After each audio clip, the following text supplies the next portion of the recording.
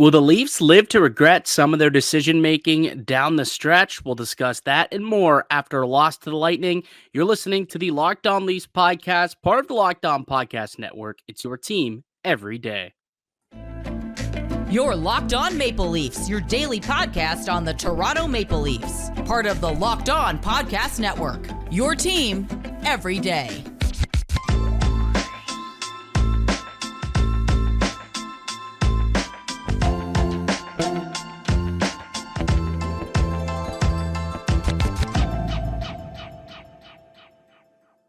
Hello and welcome into the Locked On at Leafs podcast, the daily Maple Leaf Centric podcast hosted by myself, Mike DiStefano, and my co-host, Dave Morassutti. What's going on, pal? How you feeling after what was a tough sports watching night for Toronto sports fans?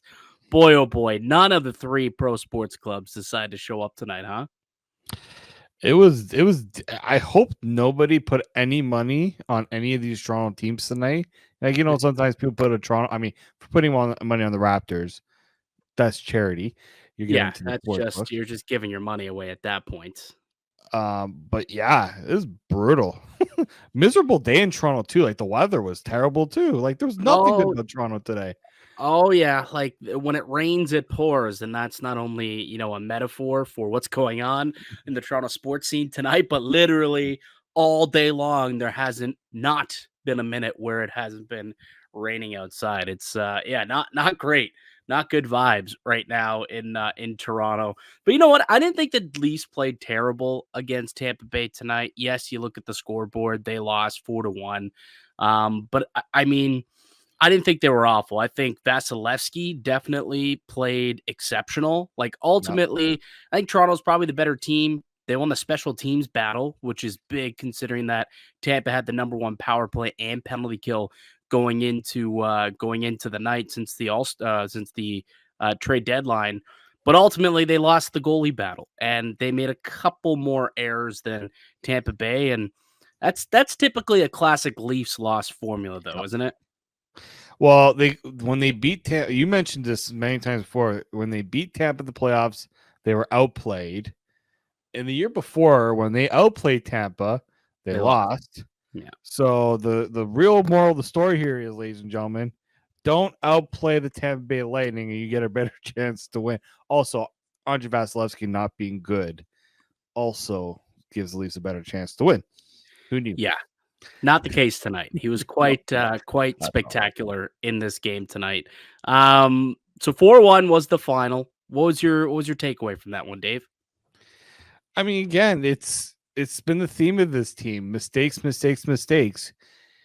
This is a Lightning team where if you cheat, if you try, to do too much or go outside of what you should be doing, they're going to take advantage. Like, I look at those goals tonight, minus the first goal, all of those other three goals, critical mistakes that somebody on the Leafs team made that went into the back of their net.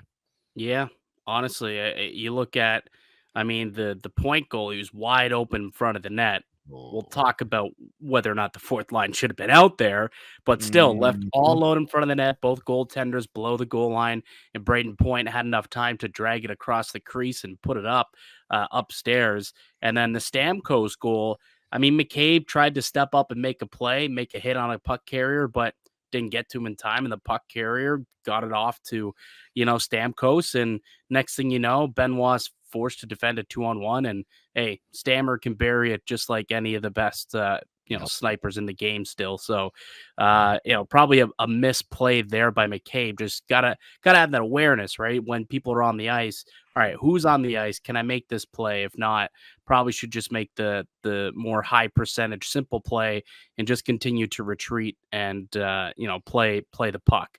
But it's going to happen. Obviously, sometimes you get a little bit overamped in some of these games. You want to make a statement, especially when there's a rivalry like this.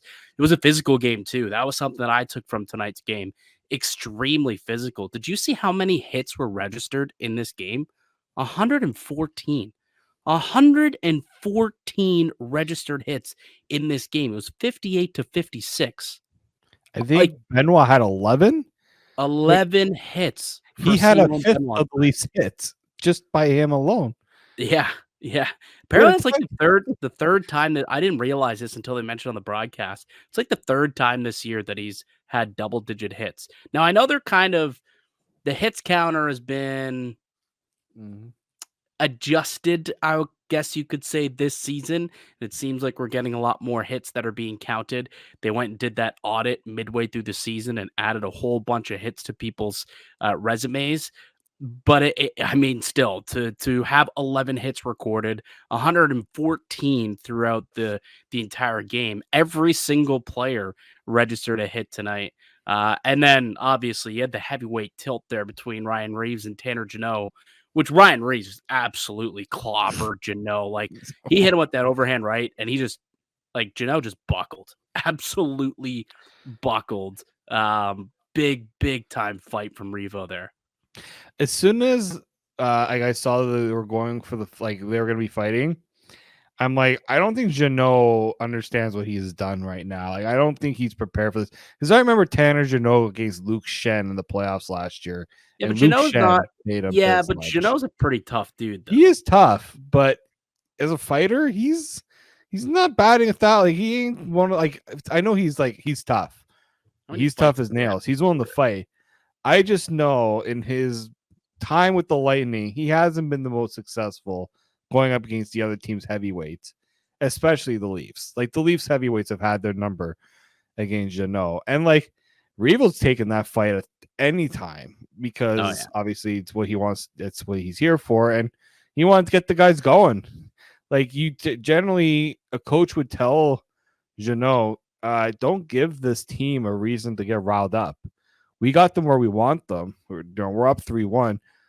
Don't let them get any momentum. And I mean, fortunately for the Lightning, the Leafs weren't able to capitalize on like the building was going. Like that was a big tilt, and it kind of the energy from that kind of got wasted. Yeah, it did, which is unfortunate. I'm surprised that Jeannot even like challenged Reeves at that point in the game. It like, wasn't that Reeves was looking for the fight. Yeah, it was 3-1, and like you don't want to give. It was midway through the third period, still tons of time for Toronto to come back. I am surprised, and he ended up leaving the game and didn't return. I'm curious to see what the injury could be there for Tanner Jeannot. I know Ryan Reaves had some repairs to be made on his knuckles. Looks like there was a little bit of blood on his knuckles. Hopefully, nothing too bad there with Ryan Reaves. Because I thought he had a good game overall. Like you talk about the hits, the physicality, almost scored too. Like I thought Ryan Reaves had another good game here for the Maple Leafs. I do have a question for you though, and look, I don't want it to be kind of a dumping session, but what did Joe Woll do for you in his bid to win that game one starter's job? Did this take him down a peg for you? He allowed 3 goals on like the first 12 shots that he faced, allowed a goal in the first shot that was recorded by Victor Hedman. Overall gave up 4 goals tonight on 25 shots, allowed 1.61 goals above expectation. What did you make of Joe Woll's performance tonight? You know, I've been very supportive of Joe Woll ever since he's come back. Not a fan tonight. Personally, not a fan. Again, first shot of the game. I know that was a good shot by Hedman, but you got to find a way to not let that first shot in. The Stamkos one again. Steven Stamkos, tough, but he beat you clean 5-hole. Like he didn't snipe it high. He beat you low. You generally don't want that as a goalie. And the Nick Paul goal, that one, I'm like, you try your best to stop it, but at the same time, like it's 3-1. The Leafs were not coming back with the way Vasilevskiy was playing. But there were goals there where if they needed a save, he wasn't able to give it to them. So like a game like tonight, that's a tough one, right? Like I can't say for sure like that one is going to give me like I don't trust Joe Woll. But at the same time, he's not making enough of a case right now since he's been back. The best game he's had was the one against Carolina, and they lost that game. Yeah. Right? Like, it's right now, Samsonov has the momentum. You're going with the guy that's giving you the results. Joe Woll is going to have to figure it out. There's some things he is going to have to work on in his game. So right now, yeah, that was a tough one for him. No one on the Leafs played. They didn't play terribly, but they weren't good enough, right? Like Tampa had everything going for them. The Leafs just made too many errors, and Joe Woll was a part of it. Yeah, let's get to the good, the bad, the ugly on the other side. We'll take a quick break and we'll kind of dive in and break down a little more and get into the nitty gritty of tonight's game. So we'll do that on the other side. I'm Mike DiStefano with Dave Morassutti. You're listening to the Locked On Leafs podcast, part of the Locked On Podcast Network. It's your team every day. Today's podcast is brought to you by eBay Motors. Passion, drive, and patience. The formula for winning championships is also what keeps your ride or die alive. eBay Motors has everything you need to maintain your vehicle and level it up to peak performance. Superchargers, roof racks, exhaust kits, and LED headlights, and more. Whether you're into speed, power, or style, eBay Motors has you covered. With over 122 million parts for your number one ride or die, you'll always find exactly what you're looking for. And with eBay Guaranteed Fit, your part is guaranteed to fit your ride every time or your money back. Because with eBay Motors, you're burning rubber, not cash. With all the parts you need at the price you want, it's easy to make your car the MVP and bring home huge wins. Keep your ride or die alive at ebaymotors.com. Eligible items only. Exclusions apply. eBay Guaranteed Fit only available to U.S. customers. Welcome back into the Locked On Leafs podcast. It's Mike DiStefano and Dave Morassutti with you. We are a daily Maple Leaf centered podcast. We've got 5 shows a week, every Monday to Friday. We put out new content for you guys. So if you haven't already, go ahead and subscribe to the show wherever and whichever platform you use to listen and download to your podcast. You can also watch us up on YouTube as well. And just a reminder, the road to 5K continues. We're just, I don't know, like 115, 120 subscribers away from 5,000. And once we get there, we'll be doing a giveaway of a Leafs jersey. So we're hoping to get that done as soon as possible and hopefully before the playoffs so we can get one of you lucky 5,000 listeners a brand new jersey to root for the Maple Leafs as the playoffs near. So go ahead and subscribe and get your daily dose of the Maple Leafs with us here on the Locked On Leafs podcast. And as we do after every loss, we do the good, the bad, and the ugly, where we break down things that we liked, we didn't like, and what was downright ugly in the Leafs performances. So let's start with the good, Dave, because there was plenty of good. For a loss, there were quite a bit of good things that I think the Maple Leafs did tonight. So why don't we start there? Give me a couple of things you liked. I mean, I obviously getting a power play goal was nice. I mean, it's nice to know they can score on the power play. Well, the thing was Matthews' first power play goal in like 20 tries or something like that. It was a drought like that I heard, and I'm just like, that's probably a reason why the power play hasn't been clicking, because they haven't found a way to really get him the puck in that spot. Which makes it even more insane how close he is to 70 goals when he hasn't really been letting it up on the power play, or I think only 2 of his 63 are have been empty netters. Like, a lot of his goal scoring has been at 5-on-5, which is just so darn impressive. But yeah, for sure, getting a power play goal tonight, snapping that skid was big. And interesting too, happens with Morgan Rielly coming back into the lineup. I don't think we mentioned that. Rielly returned tonight, and well, I'm sure the Leafs do better without Rielly. Crowd is probably hooting and hollering after the game. But you look at the power play. Auston Matthews gets that pass from Morgan Rielly, left-hand shot, and he's able to wire it past Vasilevskiy. So another, reason why Morgan Rielly is an impactful player for this team. He's definitely a huge reason to why that power play has success and why they've gone on this skid of late without him in the lineup.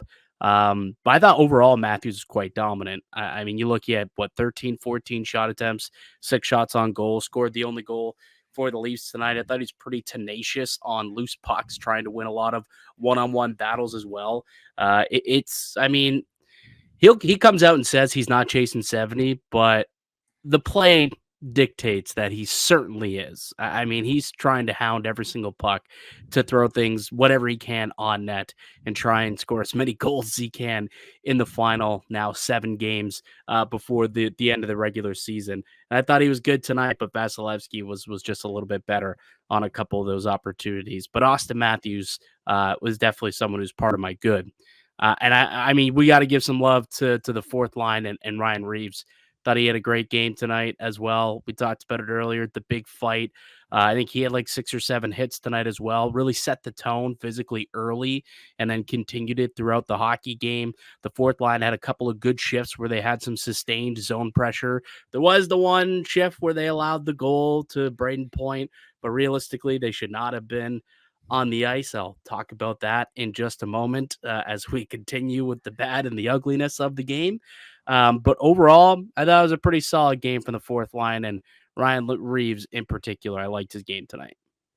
Yeah, of course. He's again showing why he could be a very valuable member of this team in the minutes he plays, right? He's not going to be a one go out and play 20 minutes a night.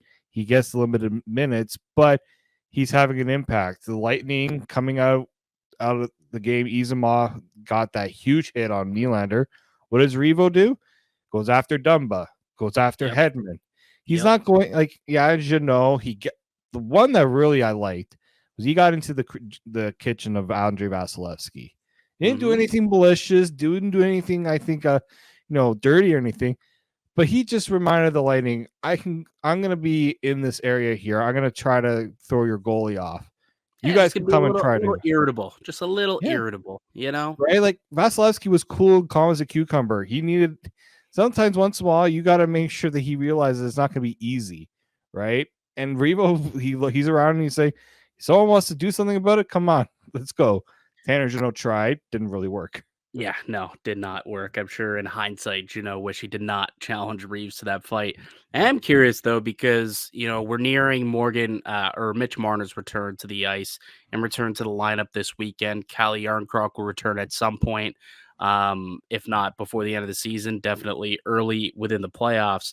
Like, where's Ryan Reaves sit with you in terms of his spot in the roster when everyone's fully healthy? He doesn't necessarily need to play every night, but he should be on the roster. Like, well, yeah, he's going to be on the roster, but I mean the active roster playing. I think like it depends on the matchup. Fully healthy game one. Does he play? I think so. Because the atmosphere, the adrenaline of that first game, you don't want somebody else maybe getting a little too overzealous. I think back to like the Nazem Kadri times where he doesn't necessarily know how to respond to the moment. Ryan Reaves knows. He knows what he needs to do. He knows what lines can be crossed and what can't be crossed. That's why if something happens in that game one, against the Florida Panthers, let's let Ryan Reaves deal with it. Don't let somebody who's not comfortable or doesn't need to be handling something in that situation do it. Yeah, look out, Sam Bennett. Look out, I think is what we're saying there. Yeah, I think I'm probably in a similar frame of mind. I think game one for sure, and if he keeps playing well, I guess you make adjustments. After you see how things shake out after the first game, but I think he's played his way into game one status in the playoffs, which is a far cry from where things were back in November, and he deserves a lot of credit for the turnaround his season that he's had this season. Both him and Samsonov. I mean, where their games are today compared to November and December, it's night and day, and it's awesome. It's great for the Leafs. Let's get to the bad and the ugly on the other side. We'll take one more break and we'll come back and continue to dig into the Leafs 4-1 loss to the Tampa Bay Lightning. They did not clinch a playoff spot tonight as they were unable to register 1 point. So we'll continue breaking down the game next on the Locked On Leafs podcast. Today's show is brought to you by Robinhood. Did you know that even if you have a 401k for retirement, you can still have an IRA?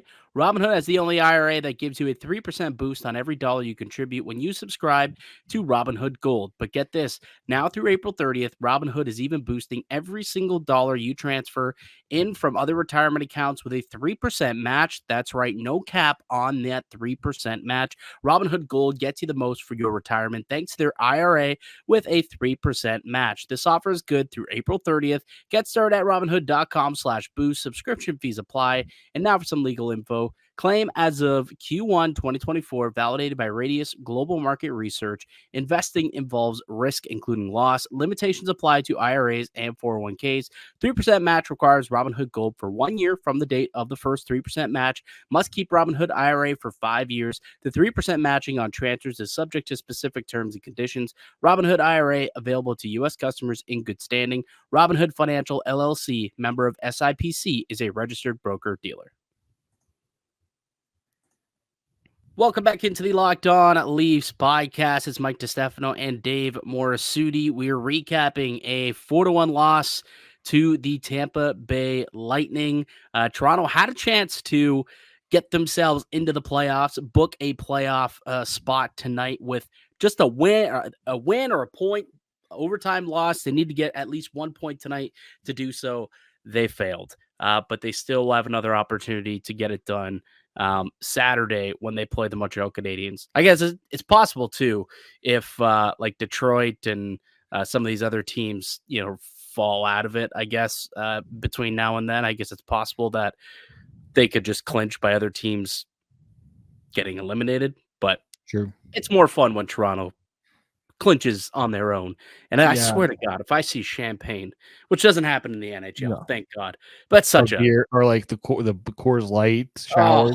It's so annoying in baseball when they do that. It's like, oh, we clinched a playoff spot. Oh, we won a wild card round. Oh, we won a divisional series. It's like, until you win a championship, you shouldn't be celebrating anything because the job ain't done. Like, you saw them clinch a playoff spot last year, the Blue Jays did, and then they had this massive celebration. 3 days later, they're out. They're done. Gonzo. Season was over. Like, what are you celebrating? 2 extra days? Anyways, I digress. It's been a tough night for Toronto sports fans. Yeah. Really tough, especially for the Blue Jays. But anyway, speaking of bad, the Blue Jays were terrible tonight. The Maple Leafs, not so terrible, but there were some bad things from tonight's game. Dave, what didn't you like? For me, the bad had to be that first goal for 2 reasons. Okay. Steve Dangle pointed this out. I don't think he's totally wrong on this, because there was a delayed penalty, and I could have sworn that I think Jake McCabe or whoever was on the ice knocked the puck thinking the play was stopped. And it looked like someone on the Leafs did touch it, but the play continued. And not too long after, it's in the back of their net. So are we blaming the refs, Dave? We don't do this on this podcast. I don't like blaming the refs, but I'm saying it was questionable. It was questionable. I mean, sure, but a 60-foot shot from Hedman, probably should be saved also. That was part of my bad. He was screened. There was traffic in front, but Woll, he peeked the wrong way. Ultimately, like, I went back and watched the replay from behind the net, and he peeked the wrong way. He guessed left, and Hedman went right and ended up going short side. That led to Woll not being able to wasn't able to react in time, and the goal ends up behind him. But if he peeks right the other way, then he's probably able to make that stop. But I think overall, Joseph Woll's game was not great tonight. It's tough to call it bad. It wasn't bad, but it wasn't good either, right? He's kind of in that wonky middle where it's like, a couple of the goals you didn't love, a couple of them, some tough plays, some breakdowns. But yeah, Joseph Woll, I guess you can kind of slide him somewhat into that category. and certainly not great for a guy who's trying to prove that he could be trustworthy against playoff opponents, teams like this. Giving up 3 goals on 12 shots at one point, not ideal. Not ideal for Joe Woll. I wasn't a big fan of the kid line tonight. No, I didn't think they played very well. They didn't generate any amount of offense, any scoring chances. They're outshot 4-2. And according to Natural Stat Trick, they literally didn't register a single scoring chance. So nothing tonight from that team or from that line. They were out there on the ice for that Stamkos goal. But you look at their expected goal differential tonight, 16%. 16%. So after getting praised against the Florida Panthers, didn't really do a whole heck of a lot tonight against the Tampa Bay Lightning. They were in their end quite a bit and weren't really able to generate a whole lot. Yeah, if you look at hockey stat cards, there was literally nothing good offensively happening with that line. Yeah. Which is if you're not going to do anything offensively, you then have to make sure you're very stingy defensively. Fortunately, they weren't bad defensively, but at the same time, they didn't do anything offensively. So it was kind of balanced itself out in a way, which you kind of want them to provide a little bit more of an upside because they're going to get the easier matchups, right? Especially with home ice and last change. And maybe this goes into the ugly a little bit. Which is Dave? Why on earth, when you have last change, and they showed this in the intermission, a lot of people picked up on this. You got your fourth line out against one of the top first lines in the league right now with the top scorer in the NHL looking to the bench saying, we're coming off, right? And Sheldon Keefe's like, nah, you guys are staying out there for a defensive zone draw, only for it to end up in the back of your net. I had a couple of issues with that. Obviously, I can't swear, but that was one of those what the bleep is going on out there. Yeah. Yeah. There was a couple of Italian expletives that I threw out there that I'm sure you're very familiar with, and a lot of our listeners from the bridge would be very familiar with. Zia Maria, don't plug your ears. Yeah, exactly. Trust me, she was probably saying the exact same thing. She watches every game religiously. I guarantee you, she was cursing Sheldon Keefe for having the fourth line out there against Tampa's top line. I mean, yeah, that was very clearly the ugly. The decision to roll with the fourth line in a D zone start against Tampa's top line, which has been red hot over the course of their last 10 games. There's a time and a place to challenge your team. And, he spoke last game against Florida about how he wanted to put the third line, that kid line, in some challenging situations to see how they could adapt and if they could get through those things and give them a little experience. I would imagine this was another one of those challenges. Hey, what can we get out of the fourth line if they, in the playoffs get hemmed in, they ice the puck or whatever, and they have to go out there against the top line? Can they handle it? Let's see how it looks. I understand the thought process of wanting to see it, but there's a time and a place. And in a game that's completely still up for grabs, if I'm not mistaken, it was still 1-1 at that point. It was a tie game. And very much this could have been a chance for the Leafs to throw out your top line or whatever, throw out anybody you really wanted to. And potentially the game could have went a different way. Instead, keep your fourth line out there. They lose the draw and they lose sight of Braden Point, and he ends up having all the time in the world in front of the net, drags it across the crease, and goes roof daddy on us. And it's the fourth line should not have been out there. That was just a terrible decision by Sheldon Keefe. And I began the podcast by saying will the Leafs live to regret some of their decision making down the stretch? And it's decisions like this that not necessarily means that that one goal or decision altered the course of the game. That might be a little revisionist history to say, but this was a pretty big game, right? This was an opportunity for Toronto to not only get themselves to within they've been within 1 point, I think, of Florida, or maybe 3 points within Florida, wherever they're at. I think they're 4 points back. They would have been 2 points back. would have got them to within 2 points of the Florida Panthers, and then if they would have won this game, and then also would have extended their lead and probably sunk the Lightning's chances at, getting themselves into that third spot in the division. But instead, it's a tie game and you're in a difficult spot and you put your fourth line out there and now you're down 2-1. You've given them momentum. And I just question it. It's one of those things where it's like, why are you proving points in a tie game? The reason why it made sense in Florida is because you're up 5-1. All right, Yes. you could afford yourself to make a mistake or two with the third line. Not in a tie 1-1 game in a team that's on your heels in a playoff race. Like, it just, to me, it was a terrible decision.